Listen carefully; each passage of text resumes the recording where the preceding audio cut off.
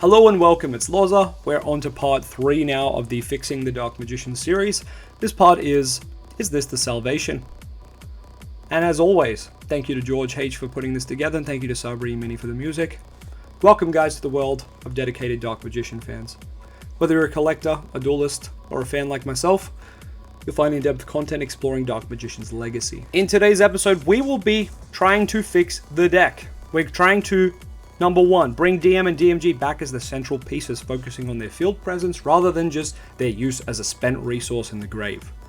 We're also, point 2, trying to support the archetype's modern fusion summoning goals and bringing back the triangle, the Dark Magician triangle we've referred to in the past. For those who don't know, Circle Eternal Soul Dark Magician, it's essentially just that. Point number 3, we'd like to enhance synergy with the older and more overlooked cards. This means cards like maybe Dark Magic Combination, maybe Dark Magic Inheritance, maybe even bond between teacher and student. We would also like to, as point number 4, emphasize balanced, archetype-specific support to avoid unintended crossovers, e.g. the Magician Souls and Spiral scenario, e.g. the Anaconda scenario. Well, that wasn't our card, but you get what I mean. Illusion of Chaos and Magician Souls have been splashed in a couple of decks who really benefit from spells and traps in the grave of their archetype. So if we could avoid generically good cards, that would be huge. Every deck playing Dragoon obviously wasn't great. We want Dragoon just to be ours, and we want that for our future support as well, just for us to win with. No one else, thanks. And our final point will be, we'd like to introduce new ways to play around hand traps and other disruptions. And my suggestion to this is link monsters once again. This would help improve pretty much a lot of the points here. It would help with balance, it would help with synergy, it would help with consistency, and it would help play around hand traps. Let's get into the support. And just a disclaimer, we know this won't completely fix the archetype, but it would give it a fresh coat of paint and allow us to enjoy playing in the modern meta. The first card we're going to look at is Chaos Magical Circle, a retrain of Dark Magical Circle. It is a continuous spell, and it says, once per turn, when this card is activated, add 1 card that mentions Dark Magician from your deck to your hand. So straight away this is better than Circle, because this is more like the Shining Sarcophagus continuous spell.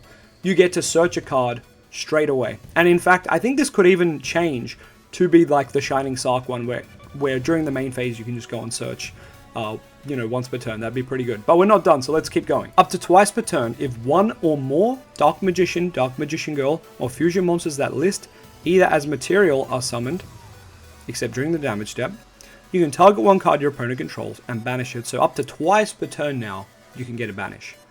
You can go Eternal Soul, summon Dark Magician, banish 1. Then you can go Secrets, fusion or something, banish again. That's pretty nice. Double banish. Very cool. But we're not done. So you can only use this effect per summon, once per summon. That makes sense, right? Next, if this card leaves the field, special a spellcaster monster from your grave or that is banished. That is sensational because it's tying into the Chaos name of this card. Chaos often refers to the banish area. It just seems to be in Yu-Gi-Oh! Grave or banish area. And light and dark monsters, which we know this deck is. And it also lets you summon something from grave or banished, which is nice for the mid to late game. We've all had that experience of getting dusted on your Eternal Soul and Circle and crying. So this being able to summon something from grave or banished is really huge, especially if you've played against someone who's got DD Crow, Called by the Grave or a Bestial, and has banished your Dark Magician. You're then able to summon it back, or Circle getting popped. Which, another reason, if this card leaves the field, that means Magician Souls could send this to the grave, right? You can get rid of this Circle yourself to trigger that effect. That's important. This card alone would make Dark type so much better. Just this. But let's move on. But this is a sensational start. Companion Souls, a remake of Eternal Soul. Now this card is always treated as Eternal Soul. I just wanted to point out this card's not always treated as Circle, which I think could be another addition. But anyway, Companion Souls. The first time each Dark Magician Girl, or any fusion monster which lists 1 or both of these as material you control would be destroyed by battle or card effect each turn, it is not destroyed. That's a good start. Once per turn you can activate 1 of the following effects. Special summon 1 Dark Magician or Dark Magician Girl from the hand or grave. This already is allowing you to use Dark Magician Girl with Eternal Soul, which from the start should have always been allowed. So that's pretty good off the bat. One thing I've noticed is it only gives you protection from battle or card effect once per turn, which we all know the Eternal Soul gives you complete immunity. Your Dark Magician ignores cards. I think that's a lot better. But, yeah. well, maybe there's more to this card, and maybe because this card's more updated, it's, you know, weaker in some aspects. Second effect. Set one spell trap from your deck that mentions Dark Magician or Dark Magician Girl in its text, with a different name from the cards you control. This is awesome because it allows you to go and set Magician's Combination. You could potentially set Eternal Soul. Oh, I suppose you can't because this card's always treated as Eternal Soul. With different names to the cards you control. So you could have Chaos Circle, you could have Regular Circle, and I guess if you're setting a spell trap that's a continuous spell, you can flip it up right away. There's a lot of synergy with this card and just the deck in general. Because, yeah, we could go and get ourselves a bunch of different cards. I really like that. This does feel like a modern day equivalent of Eternal Soul. We've got our first Link monster. This is a Link 2 Dark Magic Vault. The material for this card is 2 level 4 or lower Dark Spellcaster monsters, and I just want to say off the bat, it should probably be 2 level 3 or lower Dark Spellcaster monsters, just to make sure it stays in this deck, because Rod is a level 3 and Souls is a level 1. Or you could just say Dark Spellcaster monsters that list Dark Magician, and I think we have to make it 2 because people could splash in Magician Souls, right, if we just made it 1. So I think it does have to be 2 Dark Spellcaster monsters that list Dark Magician. I don't know, maybe that's too specific, but I'm just really, I don't want another Dragoon situation, right? I don't want another Anaconda Dragoon situation. I don't want another just Soul situation, right? I just want our cards to be our cards. Anyway, let's keep going. So you can only use the effect of Dark Magic Vault once per turn. Discard 1 card. Choose one of these effects, and after resolving for the rest of your turn, you can only fusion summon monsters from the extra. Okay, so a Link 2, that locks us into fusion summoning. That's fine. I'm guessing this is just Anaconda. So, you can special summon a Dark Magician from the grave, then you can add 1 level 6 or higher Dark Spellcaster monster, or Timaeus the United Dragon from your deck to your hand. Okay, so 2 monsters go into this, and you're able to get 2 cards. That's pretty awesome. You do have to discard 1, but still, that's really awesome. The other effect, special summon a Dark Magician Girl from grave. During this turn, you can activate the effects of spells and traps that mention Dark Magician the turn they are set. Oh, well, that's a different effect. Okay, so the first effect is very much like Anaconda, right? It's getting you get to special out a Dark Magician from a grave, then you get to add a Spellcaster or a Timaeus from deck to hand to basically, you know, fusion summon. Very nice. Or the second effect, getting you a Dark Magician Girl from grave, or specialing a Dark Magician Girl from grave, and then you can flip your spells and traps this turn, which means you could flip up like your Eternal Soul or the new Eternal Soul card and extend from there. Though you are locked into fusions for the rest of the turn, so there wouldn't be any Link extending, you'd just be extending into more fusion plays potentially. But I mean, that is what we're aiming to do, right? This is a really interesting card. I like that it's got 2 effects. That's always nice to have options. Even if one option's way better than the other, it's still good to have the option of the second effect. I like it. It's a nice replacement for Anaconda. And of course, it's only got 500 attack, and it's a Dark Spellcaster. Like, we don't care about that too much, but yeah, that's good stats. We don't mind. Alright, so what we've got in terms of upgrades is Eternal Soul becoming Companion Souls. So normal Eternal Soul, you have your Dark Magicians unaffected, you get to reborn a Dark Magician every turn, and you get to add either Thousand Knives or Dark Magic Attack to hand, which you're never going to really add. Maybe Dark Magic Attack, maybe. Companion Souls, instead, gives you 1 protection per turn on a powerful monster. So this can protect your Dragoon, this can protect your Dragon Knight, like it can protect way more than just Dark Magician and, you know, cards that name themselves Dark Magician. This also reborns a DM or a DMG, so that's nice, having the flexibility. And it lets you set any DM card from deck or grave. That's a big one. That is a really big one. Now, you can only pick one of those effects per turn, whether you choose to summon or you choose to set. So you have to pick wisely, right? But I do like this card. This card is good. I'm a bit sad we didn't have a way to activate it face up, but I guess the Link 2 can kind of do that, so that's cool. Then if we look at Circle, the Circle has a chance to add a card, but normally it just doesn't happen, and it's a 1 banish per turn. The new Chaos Circle is a massive upgrade in which you add 1 card, you have 2 banishes per turn, and you can special summon a Spellcaster from grave when this leaves the field, which gives it synergy with Souls or just getting popped by your opponent's cards. You also notice this Eternal Soul doesn't, or Companion Souls doesn't wipe your field when it goes to the graveyard. That's always nice. The triangle could be improved by extending its protection to Dark Magician Girl and related fusion monsters, while recycling Dark Magician cards to reduce duplicates to make room for more useful options.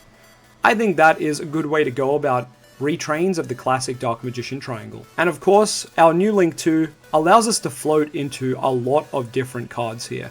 Something unique about Dark Magic Vault is because it adds one high-level spellcaster, it can actually go and grab you stuff like Sorcerer of Dark Magic, Magician of Chaos, Magician of Black Chaos Max, Dark Magician of Chaos, Dark Eradicator, Warlock. Like, you can go and get all those clear Dark Magician monsters that aren't tied into the archetype, which I think is really cool. And it also future-proofs for any future high-level spellcasters that are really good. We could slot them into the deck. So finally, we have a solution to this monsters on field issues. So Dark Magic Vault's second effect can allow you to go and get a Dark Magician go on the field, and it lets you get one of the Dark Magician back row cards that you can flip up that turn. So being able to flip up Navigation turn 1, Companion Souls turn 1, Eternal Soul turn 1, Combination turn 1, there's a lot of good options here. I think this card gives you a lot of flexibility, and I think that's ultimately what we want out of a Dark Magician Link 2. The ability to go for fusion summons, or for some high-level spellcasters, or the ability to flip our traps up turn 1, which, as a spellcaster deck, we probably should be able to do stuff like that. Illusion of Chaos and Preparation of Rites give us a 23% chance of drawing both Rod and Souls on turn 1, opening up new strategic options when used together. Magician's Salvation can now finally shine as a powerful card. These are the same cards that we got in 2022. If we do play Preparation of Rites, we can go and get Illusion of Chaos, but on top of that, we can go get Soravus, which acts as a pseudo Call by the Grave, being able to protect your monsters from Imperm and Veiler and stuff like that. So, as mentioned in this graphic, cards like Salvation and Soul Servant are now super important because we've got our Link 2 that just helps facilitate getting Dark Magician and Dark Magician Girl on the field or the grave really early. So, you'll actually be able to play Salvation and Soul Servant at decent numbers and feel good about it, not feel like you're going to brick. And if we did have this Link 2 strategy to go for, right, we would be maxing out on Rod and Souls copies because we know we want to get there ASAP. So now, with the new support that we've just hypothesized, there is so many new ways to get into Dragon Knight or Dragoon, which are your primary fusion targets. With the new Companion Souls, you'll be able to protect it with your Dragon Knight, which is huge. Or you can just have it with Dragoon and give Dragoon an extra layer of protection, which is really good if you get hit with something like Forbidden Droplet or Dark Ruler no more. You just got that additional backup protection. As mentioned in the graphic here, we have so many new ways to get to our fusion cards thanks to this Link 2. The big problem here now would be Droll and stuff like Ash hitting the crucial searches. And this is a big part of where we're kind of on a meta contending list now, because we would just be playing Called by the Grave and Crossout at that point, along with Droll in our own deck and Ash in our own deck, to try to, make sure that doesn't happen to us. So if we could get the deck to a point where we have to worry about getting hand trapped on important searches, that would be great. I think the biggest problem the deck has is we don't have any searches that are like, the Ash bait, because all of the searches are kind of bad right now. So if we did have this Link 2, this crazy good effect where your opponent saved your hand traps for it, we could then work on strategies to prevent them from hand trapping it, right? It's a problem for us to deal with when we get there, right? We'll build the bridge when we get there kind of scenario. So if we could get a support like this, that would be huge. Alright, and the final bit. Is DM fixed? Well, not really. This support that's been proposed by George is just to boost the deck speed and unify it with solid strategies, helping it control the board while reducing the need for multiple bricks in the main. And these plays could make the deck more resilient to hand traps. I really do believe that. Previously, just one hand trap ends our turn, and, well, that's not quite fun for any Dark Magician players, let's be real. The additional recycling could help the deck survive as well, and cards like Bestial that banish Dark Magician cripple the deck instantly. So, this new support does help deal with a lot of those problems. I like this little snippet at the top. Did you notice that Magician Souls effect isn't being used? What would you use it for? Well, you see, Toybox is a really good engine to use Magician Souls with, and Yugi even used the Toybox engine in the Yu-Gi-Oh! Manga, which is really cool.